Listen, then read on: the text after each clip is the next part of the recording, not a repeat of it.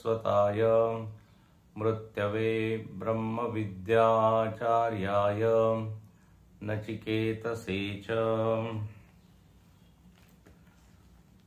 ऊर्ध्वमूलो अवाक्शाख एषोऽश्वत्थ सनातनः तदेव शुक्रं तद्ब्रह्म तदेवामृतमुच्यते तस्मिल्लोकाश्रिता सर्वे तदुनात्तेति कश्चन एतद्वै तत्।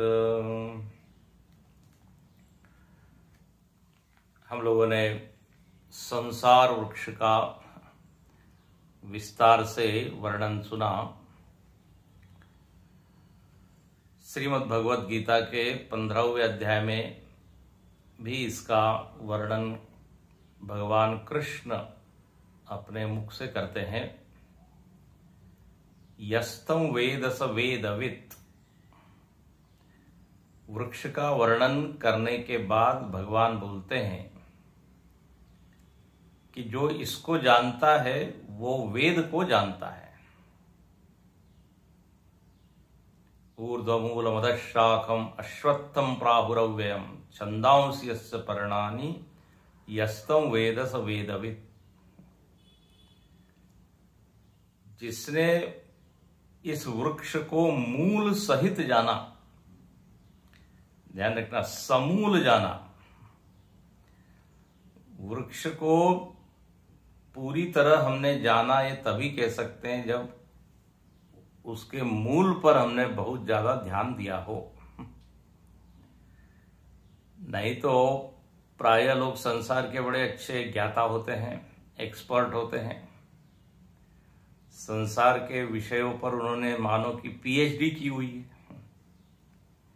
बारीकियां जानते हैं, व्यवहार की, प्रपंच की, गृहस्थी की, बिजनेस की।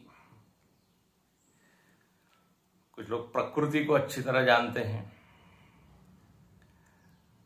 तो इतना जानना मात्र अधूरा ज्ञान हुआ।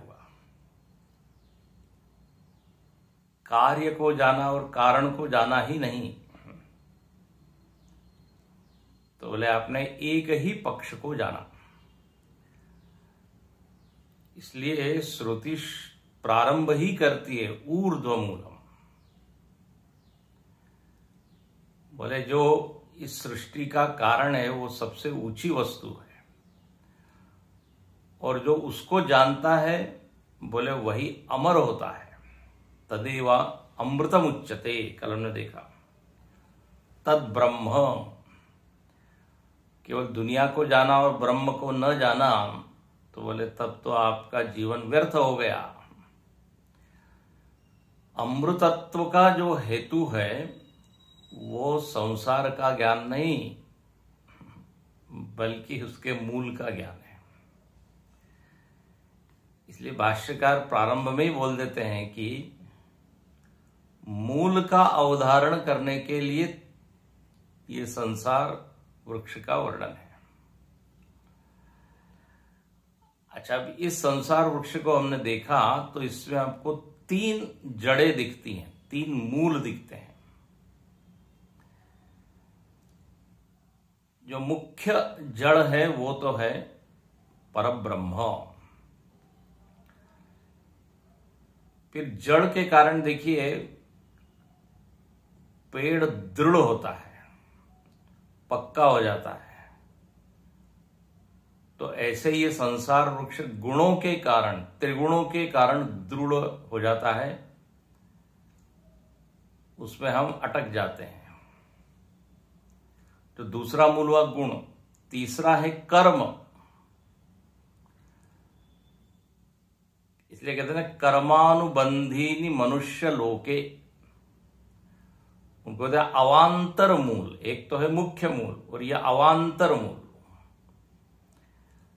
जैसे आपने वट वृक्ष को देखा होगा तो वट वृक्ष में एक तो मुख्य है, लेकिन फिर उसमें से शाखाएं निकलती और शाखाओं में से जड़ें निकलती है। वो लटकती लटकती लटकती नीचे जाती है जमीन में और फिर वो जड़ बन जाती है, फिर उससे नया पेड़। इसलिए कलकत्ता में एक बहुत विशाल वो वट वृक्ष है, उसका मुख्य तना कौन सा है और मुख्य मूल कौन सा है समझ में ही नहीं आता। कई मीटर्स में वो जो है पेड़ है। तो अवांतर जो मूल होती हैं वो भी उस पेड़ को क्या कर देती है, सपोर्ट करती है, आधार देती है। ऐसे ही कर्मानुबंधिनी, ये कर्म जो है हमको बिल्कुल सृष्टि में ही बनाए रखते हैं। त्रिगुण हमको बनाए रखते हैं। इसलिए गीता में भगवान कहते हैं निस्त्रे गुण्यो भवार्जुना। बोले जब तक ये गुणों के फेर में रहोगे, तुम सात्विक राजसिक तामसिक बनते रहोगे और ऊपर नीचे तुम्हारी गति होती रहेगी। देखा ना, स्वर्ग नरक तिर्यक प्रेत, ये सब योनियों में हम भटकते रहेंगे। तो उपाय क्या है, तो बोले 2 उपाय बताए हमने। देखे कि संसार से भाग तो नहीं सकते, तो संसार में रहना तो पड़ेगा। जहां भी जाओगे संसार तो है ही। हिमालय भी संसार है और गंगा जी भी संसार है, उसका तट, जंगल भी संसार ही है। इसलिए पलायन से बात नहीं बनेगी, असंगता से बात बनेगी। असंगत जैसे का मुख में जीभ रहती है, वो सब कुछ खाती है, मजा लेती है, लेकिन एक भी स्वाद से अटकती नहीं, एक भी स्वाद उसमें चिपकता नहीं। पहले हमने उदाहरण दिया होगा, जैसे चीकू का बीज, चीकू के अंदर जो सीड निकलता है, बीज, बिल्कुल वो असंस्पृष्ट रहता उसके मध्य में है। तो बोले ये एक उपाय है। और असंग रह के करे क्या, तो बोले मूल का चिंतन करें, तभी अमृतम उच्यते। तस्मिन् लोकाश्रिता सर्वे, उसमें सारे लोग आश्रित हैं। अब हमने इसके ऊपर विचार किया था, भाष्यकार ने बड़ा सुंदर सा वर्णन किया, और भाष्यकार का इस पर आग्रह दिखता है कि ये जगत जितना ठोस दिखता है उतना है नहीं। और ये फिर गीता में भी भगवान ने ये बात कही, न रूपमस्येह तथोपलभ्यते नान्तो न चादिर न च संप्रतिष्ठा। अस्य रूप यथा दृश्यते तथा न उपलभ्यते विचार काले। अविचार काले यथा दृश्यते विचार काले तथा न उपलभ्यते। अविचार काल में जैसा लगता है, सत्य है, सुखदायी है, नित्य है, इसके अलावा कुछ सत्य है ही नहीं, ये स्वतः सिद्ध है, ये सब हमको लगता है। लेकिन विचार काले,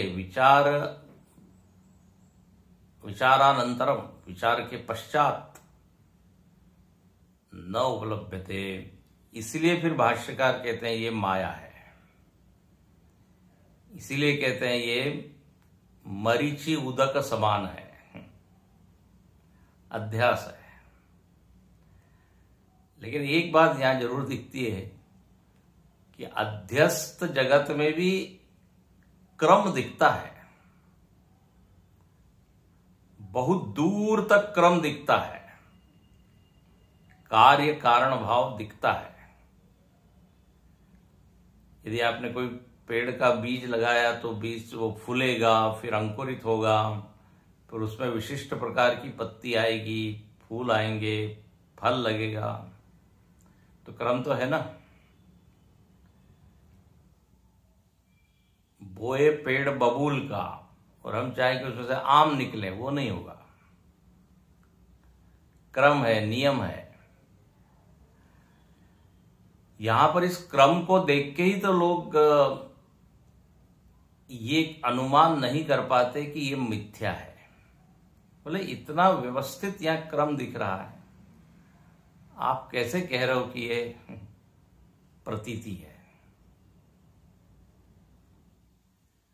स्वप्न में भी क्रम तो दिखता ही है। आप भोजन बना रहे हो, अग्नि है, अग्नि पे भोजन गर्म हो रहा है, फिर वो पका है, फिर आपने भोजन किया, फिर आपकी भूख शांत हुई, निवृत्त हुई, फिर आप सो गए, तो क्रम तो दिखता है ना वहां भी सब। तो इसलिए वो सत्य है ऐसा नहीं कह सकते। तो यहां पर जगत का जो स्वरूप है, स्वभाव है, वो बताया। तो ये संसार वृक्ष वास्तव में तो अभावात्मक ही है। काट दे तो अभाव हो जाएगा इसका। ज्ञाते तत्वे कह संसार, तत्व का ज्ञान हो जाए तो फिर इसकी सत्ता कुछ सत लगती नहीं। तो जगत का लिंग बनाकर, जगत का सहारा लेकर ब्रह्म का यहां पर वर्णन किया, ब्रह्म की ओर हमको ले गए। अब अध्यास को देखते रहे और उसमें फंसे रहे तो उसमें तो कोई बुद्धिमानी की बात नहीं होगी। अरे भाई अधिष्ठान को देखिए,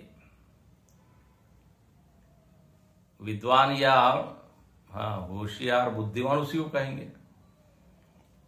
एतद् बुद्ध्वा बुद्धिमान स्यात् कृतकृत्यश्च भारत, गीता में कहते हैं एतद् बुद्ध्वा, इसको जानकर ही व्यक्ति बुद्धिमान कहलाएगा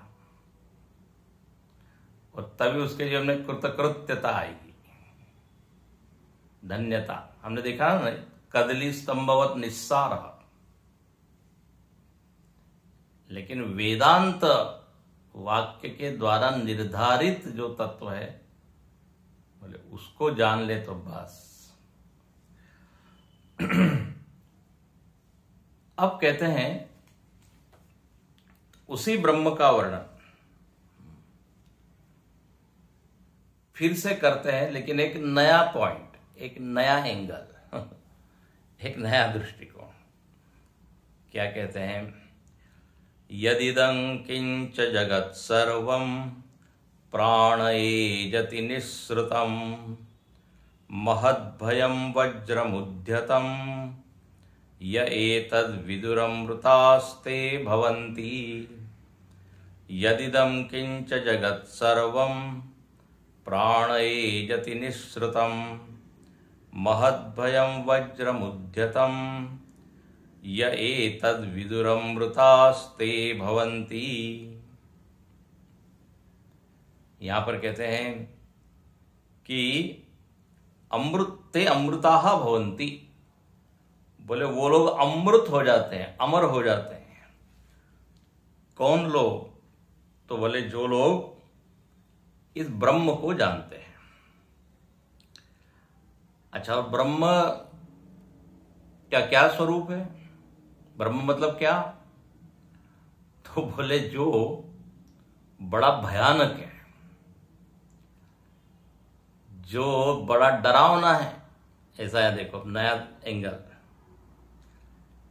जिसके शासन में सब लोग काम कर रहे हैं, चेष्टा कर रहे हैं, वो है ब्रह्म। तो ऐसे भय देने वाले ब्रह्म को जो जानता है वो अमृत हो जाता है। इसलिए वो कैसा श्रुति बोलती है, यद इदम किंच जगत सर्वम, बोले जो कुछ भी इस जगत में है, प्राण एजति, यहां प्राण का अर्थ ब्रह्म है। भाष्यकार ने भी ब्रह्म अर्थ किया, ध्यान से सुनना, इसको नोट करके रखिए। यहां प्राण का अर्थ प्राण नहीं है, पंच प्राण इत्यादि है। बोले प्राणे एजति, ऐसा एक्चुअली वो वाक्य है, लेकिन संधि के नियम से प्राण एजति हो गया। तो प्राण का अर्थ है ब्रह्म। बोले ब्रह्म में एजति, एजति का वैसे अर्थ होता है कंपन, संचलन, चेष्टा। तो बोले जो कुछ भी जगत में आप देख रहे हैं वो जगत चेष्टा कर रहा है, क्रिया कर रहा है, सब दूर हलचल है, एक डायनामिज्म है। बोले वो किसके कारण है? वो ब्रह्म के कारण। और जो कुछ भी जगत है वो प्रकट कहां हुआ है? ब्रह्म से ही, निःसृतम। तो दो चीजें हैं, जो कुछ भी जगत है वो परब्रह्म से प्रकट हुआ है और परब्रह्म के कारण ही चेष्टा कर रहा है। तो यहां पे परब्रह्म को एक शासक, संचालक के रूप में श्रुति निरूपित करती है और कहती है ये ब्रह्म कैसा है? महद भयम। बोले बड़ा ही भयंकर है, भयानक है। ओहो। और वज्रम उद्यतम, यह ऐसा लग रहा है मानो कि उसने हाथ में क्या हुआ है? वज्र उठाया हुआ है और कह रहा है चलो काम करो, हाँ नियम का पालन करो। पीछे जैसे कोई डंडा लेके खड़ा हो, जैसे गायों को हाँकते हैं, बैलों को, या फिर टांगे में घोड़े को, तो पीछे वो चाबुक होता है, लकड़ी या डंडा। ऐसे ये ब्रह्म मानो कि वज्र को लेके खड़ा हुआ है, सबको बिल्कुल अनुशासन में रखा हुआ है। तो बोले ये है ब्रह्म का स्वरूप। जो इस ब्रह्म को जानता है वो अमर हो जाता है। भयानक ब्रह्म को जो जानता है, क्या कहते हैं, वज्र को उठाए हुए ब्रह्म को जो जानता है। तो श्रुति ने बहुत सुंदर वर्णन किया। अब इसका अभिप्राय क्या है जरा समझिए। हाँ, ये तो मंत्रार्थ हुआ, अब अभिप्राय भाष्यकार समझाते हैं। पहले एक शंका उठाते हैं, पहले एक प्रश्न उठाते हैं। बोले उस प्रश्न का ही उत्तर है ये मंत्र एक प्रश्न का उत्तर है। बोले देखिए प्रश्न क्या है? यद विज्ञानाद अमृता भवन्ति इति उच्यते। बोले जिसके विज्ञान से अमृत हो जाता है व्यक्ति, ये आप कह रहे हैं, है ना? पहले भी कई बार ये बोल चुके हैं। ब्रह्म के विज्ञान से क्या होता है? व्यक्ति अमृत हो जाता है। तो यहां पर पूर्व पक्षी प्रश्न कर रहा है कि जो ब्रह्म है वह जगत का मूल है, आप बार बार कह रहे हैं, पिछले भी मंत्र में आया। और उस ऊर्ध्वमूल ब्रह्म को जानने से व्यक्ति अमर होता है। तो यद विज्ञानात् अमृता भवन्ति इति उच्यते जगतः मूलम। जिसके विज्ञान से हम अमर हो जाएंगे वो है ब्रह्म और वो है जगत का मूल, ऐसा आप कह रहे हैं। बोले तदेव नास्ति, वो ठीक नहीं है। यह हम निषेध करते हैं। तदेव नास्ति, ब्रह्म असत एव। हाँ, आप कल्पना है आपकी कि एक ब्रह्म नाम की कोई चीज है और उससे सब कुछ उत्पन्न हुआ है। ब्रह्म तो असत है, असत एव इदम निःसृतम इति। अब ब्रह्म ही असत है तो उसमें से जो जगत निकला है, ये जो आप कह रहे हैं, वो कैसे सिद्ध होगा जब वो ब्रह्म है ही नहीं? तो जगत का कारण आप उसको बोल रहे हैं, वो सही नहीं है। मतलब क्या कहना चाहते हैं कि जगत अपने आप है, जगत कहीं से आया नहीं, न कोई शासक है न संचालक है, ये एक ऑटोमेटिक, हाँ, जैसे मशीन होती है स्वसंचालित, ऐसी है। तो ऐसा अनेक लोगों का मत है। जितने भी भौतिकवादी लोग हैं, जड़वादी लोग, उन सबका तो यही मत है। पंच महाभूत है और वो मिल मिला के सब काम चल रहा है। कोई उसके पीछे चेतन है ऐसा मानने की कोई आवश्यकता है नहीं। ये सब संघात है। तो यहां पर श्रुति के प्रकाश में यदि आप देखें तो श्रुति कहती है तन्नो, भाष्यकार कहते हैं ब्रह्म एव असत एव इदम निःसृतमिति तन्नो। बोले ये जगत असत से उत्पन्न नहीं हुआ है, ऐसा कहना ठीक नहीं है कि ब्रह्मा असत है इसलिए जगत स्वतः है, अपने आप में। बोले नहीं, ये ठीक नहीं। क्यों ठीक नहीं? बोले अब इसका उत्तर हम दे रहे हैं। अब उत्तर क्या है? बोले यदिदम किंच, यदिदम किंच मतलब यत किंचित इदम जगत, जो कुछ भी है, मतलब अणु से लेके बड़े बड़े गैलेक्सीज तक, मिल्की वे इत्यादि जो आकाश गंगा है, सूर्य चंद्र ग्रह नक्षत्र तारामंडल है और सौर मंडल है, या दिदम किंच,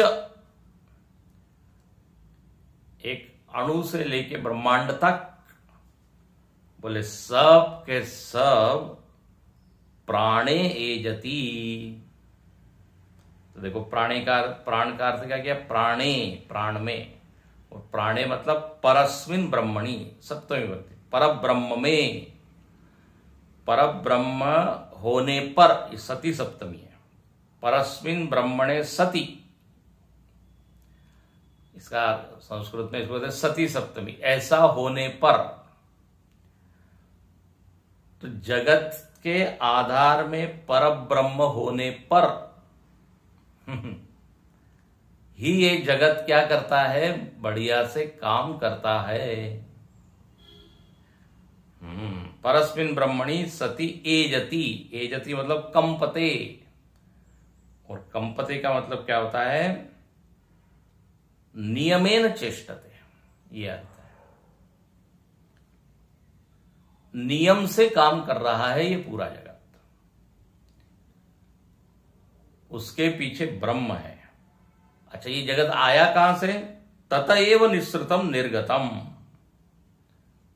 तीसरी पंक्ति देखिए, उसी परब्रह्म से ही ये जगत निःसृत हुआ, प्रकट हुआ, और उसी के कारण क्या हो रहा है? एजति, एज्रु कंपने। ईशावास्य उपनिषद में एक मंत्र आता है, तदेजति तन्नेजति तद्दूरे तद्वंतिके, तो वहां भी एजति, एज्रु कंपने, शंकराचार्य जी वहां लिखते हैं। तो ये जगत काप रहा है। काप रहा है मतलब क्या है? प्रचलति, चल रहा है। नियमेन चेष्टते, नियम से चेष्टा देखी जा रही है, शासन यहां पे दिख रहा है। और यदि नियम यहां पे दिख रहे हैं तो कोई ना कोई उसके पीछे होना चाहिए। ये क्या हुआ? हेतु। देखो, और वो कैसा है वो पीछे जो बैठा हुआ है? बोले लगता है बड़ा ही भयंकर है। देखो पहले अगली पंक्ति देखते हैं, क्योंकि श्रुति कहती है महद भयम। तो यदेवं जगद उत्पत्ति कारणम ब्रह्म तन महद भयम। बोले ये जो जगत की उत्पत्ति का कारण ब्रह्म है, और उसके कारण चेष्टाएं सब दिख रही है तो लग रहा है वो बड़ा भयदायक है। इसका मतलब क्या है कि जहां जहां नियम दिख रहा है ना, जहां जहां शासन होता है, वहां एक तत्व होता है, उसका नाम है भय। जहां नियम से चेष्टा हो रही है, यत्र यत्र नियमेन चेष्टा भवति तत्र तत्र भयम भवति, वहां भय होता है। जहां भी शासन होता है वहां पे एक घटक जरूर रहेगा, डर। वो चाहे परिवार हो, चाहे संस्था हो, सरकारी संस्था हो, प्राइवेट संस्था हो, नियम से सब कुछ चल रहा है ना, तो वहां जरूर डर है किसी का। बोले ये काम नहीं करेंगे तो बॉस जो है हमको निकाल देगा, डर, भयम। लड़के लोग भी पढ़ाई कर रहे हैं, सब शांति से बैठे हैं। बोले क्यों? बोले शिक्षक जो है वो हमने देख लिए हैं, हाथ में लकड़ी लेके आ रहे हैं। तो भय के कारण एकदम सब नीचे गर्दन और सब पड़ रहे हैं। तो यत्र यत्र नियम तत्र तत्र भयम। अब देखिए ऐसा है, स्वतंत्रता पहली स्थिति तो यह हमको दी हुई है कि आप नियम में रहें, है ना। शासन, स्वयं के अनुशासन में रहें, उसको कहते हैं डिसिप्लिन। तो हम अपने अनुशासन में रहें, उसको कहते हैं स्वतंत्र। हम नियमों का पालन करने में क्या है? स्वतंत्र है। लेकिन जब वो नहीं हो पाता, नियम से चेष्टाएं नहीं हो पाती, फिर दूसरा कहता है हमको आपको नियम पालन करवाने पड़ेंगे। उसी को कहते हैं परतंत्र, दूसरे का शासन। तो अपने शासन में रहे तो बहुत ही अच्छा है, लेकिन वो कई बार नहीं हो पाता। मन में तो बहुत तरह की चीजें हैं ना, वो कहता है अरे कौन देख रहा है, करो, कुछ भी खाओ, कुछ भी पियो। कदाचार हो जाता है। कदाचार मतलब जो मन में आए वो करना।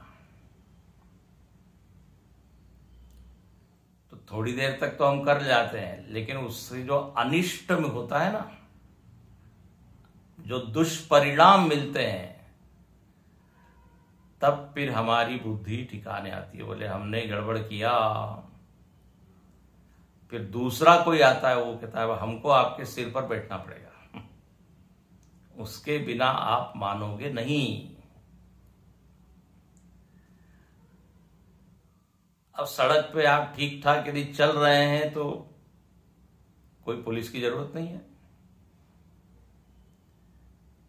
लेकिन गलत साइड से जा रहे हैं, गलत ढंग से चला रहे हैं, तो फिर पुलिस का डंडा तो आएगा। तो यहां पर अब श्रुति क्या कहती है? बोले इस जगत को आप देखें तो ऐसा लग रहा है सब लोग जो है नियम से काम कर रहे हैं, लग रहा है सब डरे हुए लग रहे हैं। तो इससे निर्णय निकलता है, अनुमान होता है कि कोई इसके पीछे है। लिंग क्या है? भय और नियम से चेष्टा। ध्यान से सुनना, ये चिन्ह है, लिंग है। नियम से चेष्टा हो रही है तो कोई ना कोई अनुमान होता है कि कोई ना कोई इसके पीछे होगा। मतलब क्या है? यह जगत निरीश्वर नहीं है, सेश्वर है। ये यहां श्रुति दिखाना चाहती है। एक ईश्वरीय सत्ता है, उसको यहां ब्रह्म का, क्योंकि सब लोग बड़े एक सीमा में रह के काम कर रहे हैं, तो सबको लगता है एक डर है किसी का। इसलिए लिखते हैं महच्च तद भयम च बिभेति अस्मादिति महद भयम। बोले कोई है जो महान है और भय देने वाला है, और उसी के भय से ये जगत जो है वो काम कर रहा है। ऐसा लग रहा है मानो कि वज्रम उद्यतम, उद्यतम इव वज्रम, ऐसा लग रहा है मानो कि कोई वज्र को उठाए हुए हैं। कहते हैं यदि आपने नहीं पालन किया तो ये डंडा पड़ेगा, ये वज्र का आघात होगा। यहां उदाहरण है बड़ा अच्छा, इसको विस्तार करते हैं। भले यथा वज्र उद्यत करम स्वामिनम अभिमुखी भूतम दृष्टवा भृत्या, भले कोई एक भृत्य है, सेवक है, और वो सेवक देख रहा है कि हमारा स्वामी आ रहा है उधर से, और उसकी चाल ढाल दिख रही है कि अब आएगा और हमको डांटेगा। तो बोले क्या करता है वो भृत्य, नियमेन तत्शासने वर्तन्ते, बहुत नियम से शासन में रहकर काम करता है। यहां पर एक शब्द बड़ा अच्छा है, स्वामिनम अभिमुखी भूतम दृष्टवा, वो जो मालिक है, बॉस है, स्वामी है, जब अपनी ओर मुख करके आ रहा है, जब इस तरह देखता है वो भृत्य तो घबराता है। यदि उसका मुख दूसरी डायरेक्शन में है, दूसरी तरफ वो जा रहा है, बोले आप तब तो बैठे, गुरुदेव कहते हैं तुरंत एक बीड़ी निकालता है, बोले he is going that side, अभी एक पी सकते हैं। तो क्योंकि वो तो अभिमुखी नहीं है, परांगमुखी, उधर जा रहा है, बोले तब कुछ नियम का पालन करने की जरूरत, डरने की कोई बात नहीं है। लेकिन वो यदि सन्मुख हो तो एकदम फावड़ा कुदारी लेके काम करना शुरू कर देगा। तो यहां लिखते हैं नियमेन तत्शासने वर्तन्ते, तो भय के कारण शुरू कर देता है।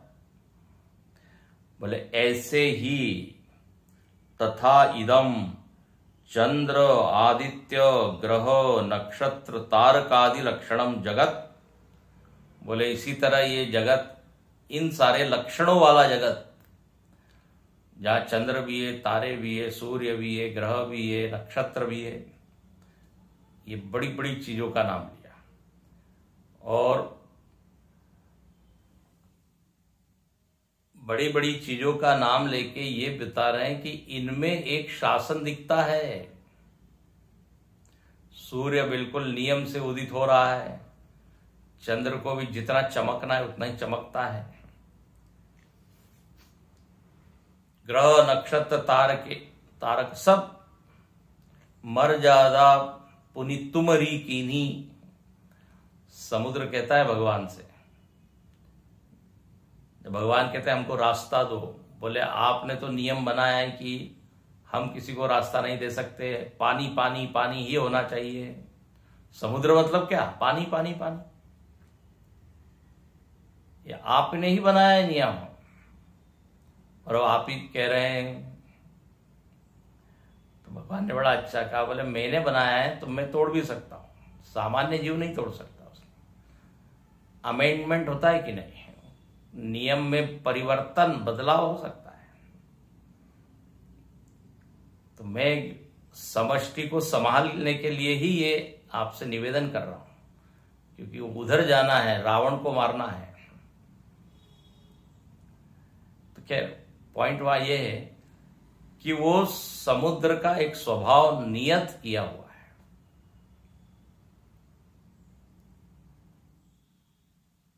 तो वो अपनी जो बात कह रहा है ठीक ही है।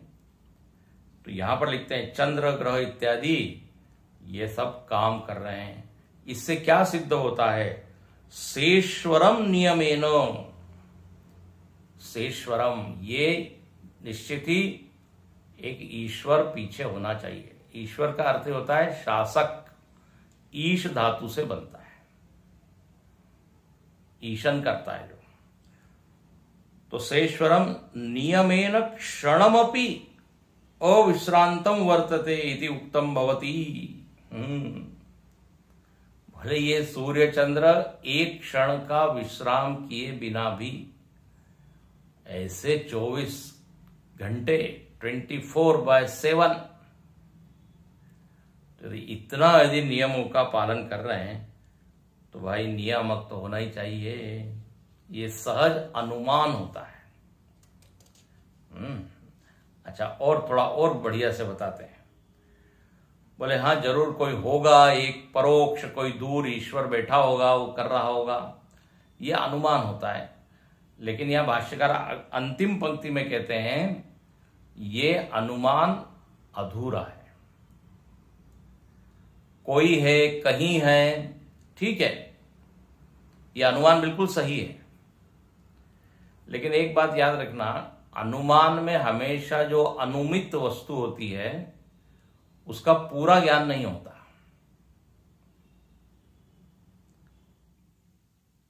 अनुमान में जिसका आप अनुमान कर रहे हो पूरी तरह से ज्ञात नहीं होता। जैसे धुएं को देख के आपने अग्नि का अनुमान किया, ठीक है, तो ये सही है, अग्नि का ज्ञान आपको हुआ। लेकिन वो अग्नि का रंग क्या है और अग्नि कितनी विशाल है और उसका तापक्रम कितना है, ये कुछ ज्ञान हुआ क्या? अस्तित्व का ज्ञान हुआ लेकिन विशेषता का ज्ञान हुआ नहीं, संपूर्णता का ज्ञान नहीं हुआ। तो ऐसे ही हमने ईश्वर का अनुमान किया, निरीश्वर होने से तो हम बच गए, नास्तिक होने से बच गए। लेकिन यदि हम ईश्वर को कहीं और ही मान रहे हैं तो बोले ये फिर थोड़ा अधूरापन है। इसलिए तुरंत कहते हैं यह एतद विदुः स्वात्म प्रवृत्ति साक्षिभूतम एकम ब्रह्म। बहुत सुंदर। बोले जिसके शासन में ग्रह नक्षत्र चंद्र सूर्य सब काम कर रहे हैं वह आपके भीतर आत्मा बन के बैठा है। ये जब तक जानेंगे नहीं पूर्ण ज्ञान नहीं होगा। बोले आप ऐसा क्यों कह रहे हैं? बोले देखो जैसे बाहर आपने अनुमान किया कि चेष्टाएं हो रही है नियम से तो कोई ना कोई है, ऐसे अपने भीतर भी देखिए सारा सिस्टम काम कर रहा है कि नहीं ठीक ठाक। आंखें देख रही है, बुद्धि विचार कर रही है, मन में भावनाएं आ रही है और ये सब एक दूसरे से जुड़े हुए हैं। ये भी बिल्कुल एक ब्रह्मांड की तरह ही है। इसलिए कहते हैं यथा पिंडे तथा ब्रह्मांडे। यदि बाहर का कोई शासक है तो यहां भी सारे नियम काम कर रहे हैं, तो यहां भी नियामक होना चाहिए। देखो कितना अच्छा है। तो परोक्ष ही नहीं है, वही अपरोक्ष रूप से भी बैठा हुआ है। जब इस तरह का ज्ञान होगा तो संपूर्ण ज्ञान हुआ। नहीं तो समाज में ये ज्ञान तो है ही। अरे बोले जगत सब इतना काम कर रहा है तो है कोई शक्ति, लोग बोलते हैं एक शक्ति है। नहीं तो क्यों ये अग्नि ऊपर ही जाती, क्यों पानी ठंडा रहता, क्यों सूर्य उदित होता?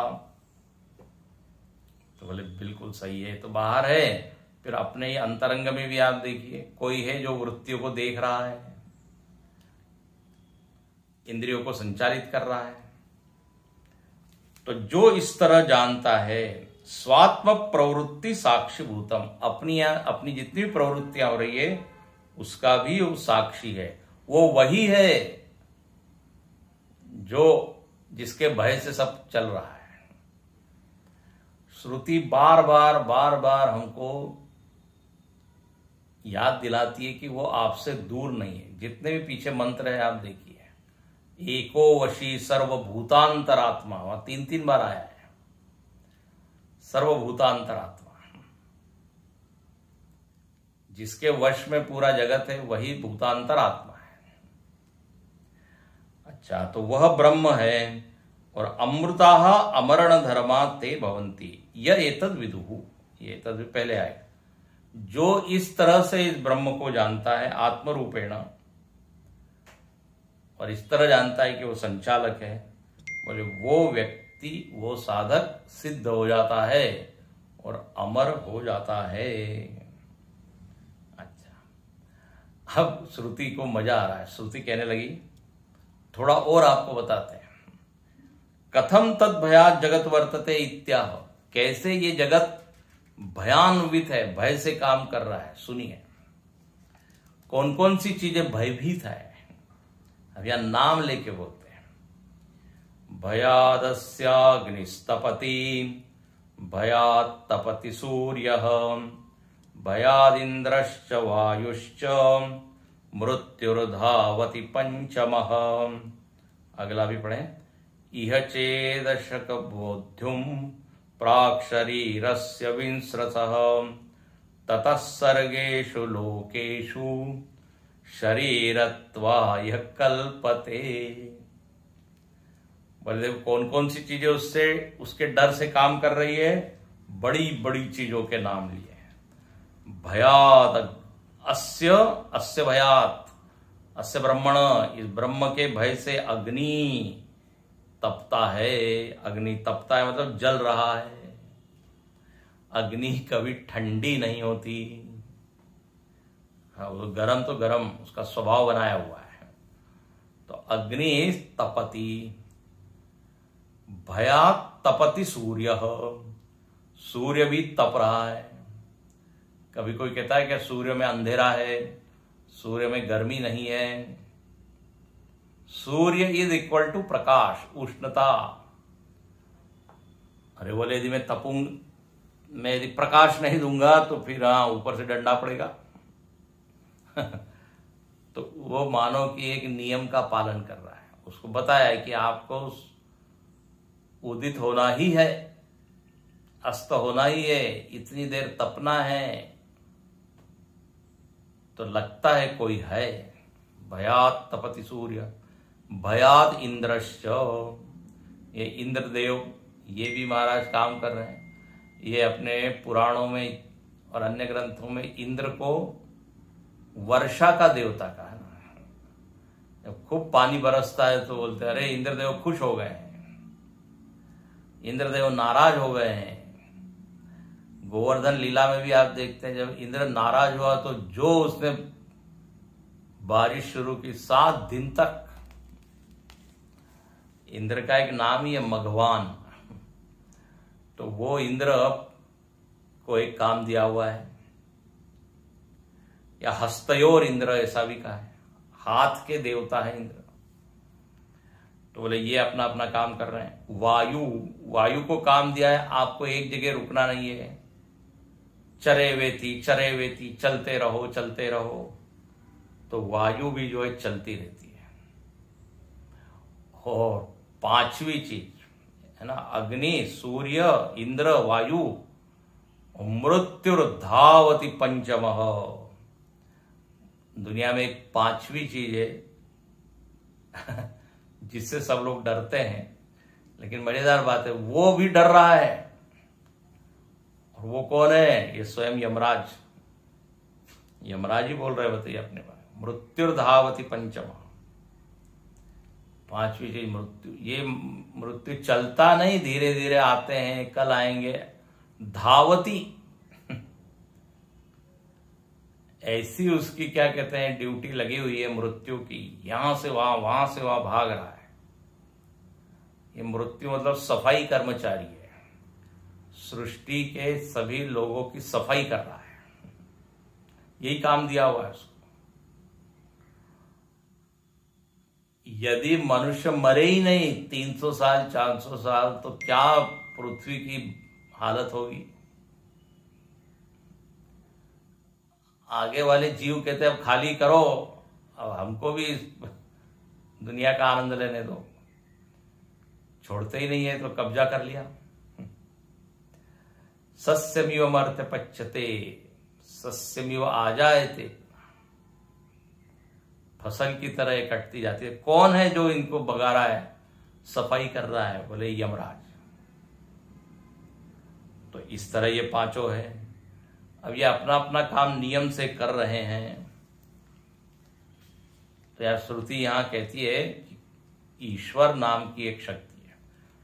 आपको हमने उस दिन बताया था अजामिल की कथा।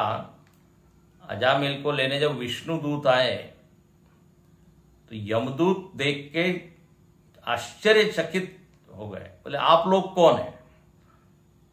दुनिया पर तो हमारे जो बॉस है उन्हीं का शासन चलता है, यमराज। मरण का डिपार्टमेंट हमारे पास है, आप लोग कौन है?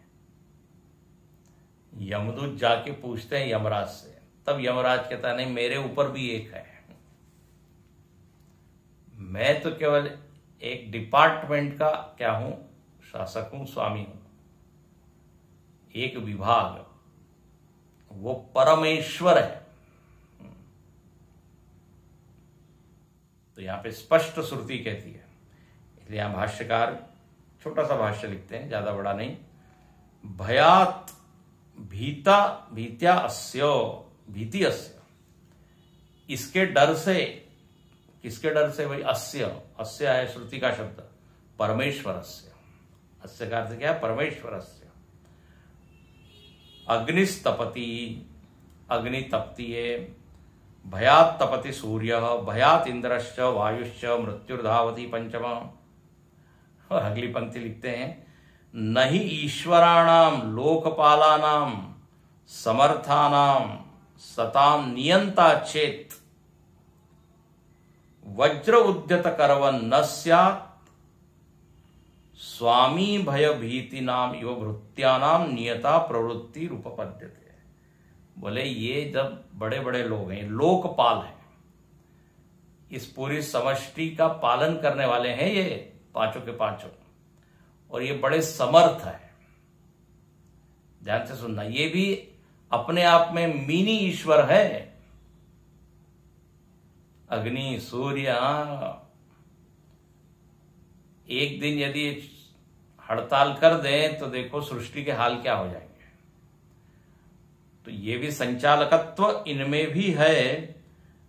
ये बड़े बड़े समर्थ लोग हैं। अब यहां भाष्यकार कहते हैं, यदि इतने समर्थ लोकपाल, बड़े बड़े लोग यदि नियम से काम कर रहे हैं, तो फिर इनसे भी बड़ा कोई होना चाहिए। मंत्री लोग यदि ठीक ठाक काम कर रहे हैं तो प्रधानमंत्री होना चाहिए।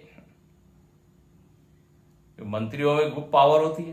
तो बोले ये सब शक्ति संपन्न है। देखो ये इंद्र, सूर्य, अग्नि, कई बार आपको बता चुके हैं, ये आधी दैविक रूप में भी है और आधी भौतिक रूप में भी है। ये लोकपाल जब आप कहते हो तो लोकपाल मतलब क्या? आधी दैव। हमारे और आपके जैसे ही उनका एक आकार है, शरीर है, उनका भी एक लोक है, और वहां से सब कंट्रोल कर रहे हैं। उनकी भी एक कैबिनेट है, उनकी भी मीटिंग होती है, उनमें भी रिटायरमेंट होती है। इंद्र बदलते हैं, मनु बदलते हैं, वसु बदलते हैं, यम भी बदलते हैं, ये सब पद है। तो ये अधिदैव हुए। और जो हम देखते हैं इस जगत में, सूर्य, चंद्र, ये सब अधिभूत है। और अपने जीवन के अंतरंग में जो है वो आधि आत्मा, अध्यात्म है। आंखें अध्यात्म है, सूर्य है। तो अब ये सब आप पहले पढ़ चुके हैं। तो यहां पर केवल संकेत मात्र किया है कि ये अधिदैव, अधिभूत सब जो है उसके ही शासन में है। प्रवृत्ति नियम से हो रही है, तो इनसे बड़ा कोई होना चाहिए। और अगले मंत्र का क्या अर्थ है? बोले इह चेद अशक बोधुम प्राक शरीर से विंसरसा। बोले यदि कोई व्यक्ति शरीर छूटने के पहले प्राक शरीरस्य विंसरसः, विंसरसः मतलब नष्ट होना, यदि कोई मनुष्य या जीव शरीर छूटने के पहले इसको जान लेता है, इस ब्रह्म को, तो मुक्त हो जाता है। और यदि नहीं जानता है, न, यहां पे क्या आता है, न अशक, इह चेद अशक, जानने में वो समर्थ नहीं हुआ, जानने की उसने कोशिश नहीं की, नहीं वो समझ पाया इस ब्रह्म को, तो फल क्या होगा? ततः सर्गेषु लोकेषु शरीरत्वाय कल्पते। बोले तब तो इस संसार से वो मुक्त नहीं होता, बार बार शरीर धारण करते रहता है। इसलिए श्रुति का आग्रह क्या है? भाष्यकार अपने अंतिम वाक्य में लिखते हैं कि मरने के पहले इस ब्रह्म को जान लेना चाहिए, नहीं तो फिर बार बार मरते रहेंगे। तो यदि इस जीवित शरीर में नाश से पूर्व ही ब्रह्म को न जान सका, तो जन्म मरणशील लोकों में वो शरीर धारण करता रहेगा। इसलिए उसको प्रयत्न करना चाहिए। यहां लिखते हैं तच्च यह जीवन्नेव चेत, चेत मतलब होता है यदि, इफ, जीवन्नेव चेत यदि अशकः शक्नोति शक्तः सन, बोले जीते जी ही यदि इसको वो जान सके, किसको जान सके? क्या लिखते हैं? एतद भय कारणम ब्रह्म, ये जो भय का कारण है जिसको ब्रह्म कहा, बोद्धुम, बोद्धुम श्रुति का शब्द है, बोद्धुम मतलब अवगंतुम, अवगंतुम तो जानना। यदि इसको ये शरीर छूटने से पहले जान लेता है, प्राक पूर्वम शरीरस्य विस्रसः अवस्रंसनात् पतनात्, हाँ, तो विस्रस का अर्थ क्या होता है? पतन, नाश, मरने के पहले, प्राक, शरीर छूटने के पहले यदि जान लेता है तो संसार बंधनात् विमुच्यते, संसार बंधन से हमेशा के लिए छूट जाएगा। उसकी क्या हो जाएगी? विदेह मुक्ति हो जाएगी। नहीं पढ़ा है ना, विदेह मुक्ति। और यदि नहीं हुआ तो न चेद अशक बोद्धुम तथा अनवबोधात, अवबोध नहीं हुआ, ज्ञान नहीं हुआ, तो सर्गेषु, सर्गेषु मतलब लोक में, और सर्ग का अर्थ क्या होता है? सृज्यन्ते येषु, जिसमें सारे प्राणी लोग उत्पन्न होते हैं, उसको कहते हैं सर्ग। तो सृज्यन्ते येषु स्रष्टव्याः प्राणिनः इति सर्गाः, सर्ग में, सृष्टि में उनका जन्म होता है। तो सृष्टि मतलब क्या? बोले जिसमें प्राणी लोग उत्पन्न होते हैं। और पृथिव्यादय, उसको कहते हैं पृथ्वी, पृथिव्यादय लोकाः तेषु सर्गेषु लोकेषु, उन सारे लोकों में क्या होगा? शरीरत्वाय कल्पते, मतलब शरीर भावाय कल्पते, शरीर भाव की प्राप्ति उनको होती रहती है। समर्थो भवति शरीरम गृह्णाति, बार बार शरीर ग्रहण करने में वो समर्थ होता है। समर्थ होता है मतलब क्या? उसको जबरदस्ती वो शरीर मिलता ही है, ये उसका अर्थ है। शरीर ग्रहण के लिए वो योग्य होता है, क्वालिफाई करता है। वो शरीर प्राप्ति के लिए क्वालिफिकेशन क्या है? अज्ञान, ब्रह्म का अज्ञान। ब्रह्म का अज्ञान होगा तो यस, आप शरीर धारण करने में समर्थ हो, यू आर फिट। ज्ञान हो जाए तो बोले आप तो you can't have any body. तो शरीर भावाय कल्पते समर्थो भवति शरीरम भवति, इसलिए तस्मात् शरीर विंसरसनात् प्राक आत्मबोधा यत्न अस्तेय। बोले इसलिए ये वाक्यार्थ है, निचोड़ है पूरे मंत्र का। इसलिए शरीर नाश के पहले यत्न करना चाहिए। इस ब्रह्म को जानने के लिए आत्मबोधाय यत्न आस्ते। ये नहीं कि इतनी भी क्या जल्दी है, अभी जीना है बरसों, अभी तो बहुत जन्म लेंगे, आगे अगले जन्म में देखेंगे। इस जन्म में पहले दुनिया का आनंद लेते हैं और बोले बाद में फिर मनुष्य शरीर मिलेगा, क्या गारंटी है। तो ये गोल्डन चांस है, इसको कहते हैं स्वर्णिम अवसर, इसका उपयोग करें। ऐसी श्रुति का खूब इच्छा है।